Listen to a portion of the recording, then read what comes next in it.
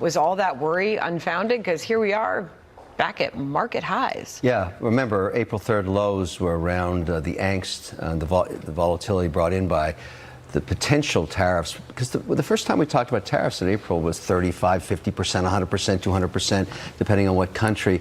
That's not what's played out, and the market's starting to see Trump's strategy with a little more clarity now. It looks like what's happening, and this is my interpretation, but I think the market's kind of thinking the same way now. You think about value-added taxes in countries like Canada or in England or in Switzerland or in Australia or the EU. It's a consumption tax. You go to Italy, you buy a handbag, you pay 10 to 13% VAT tax, value-added tax.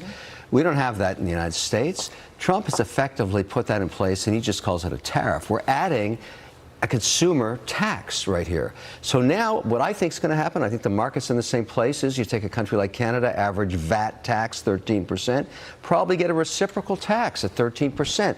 If it ends up being 10 to 13% between Canada, the United States, or England, or Switzerland, or France, or India, I think the market's okay with that. And it'll get absorbed partly by businesses, partly by productivity, maybe through AI coming in the years ahead. But if we end up at a massive tariff, 35, 40, 50%, that won't be okay. But the market's come to the place where it said, you know what, reciprocal 10% tariffs, we're good. And that's everywhere except China, which is still an ongoing narrative beyond just tariffs.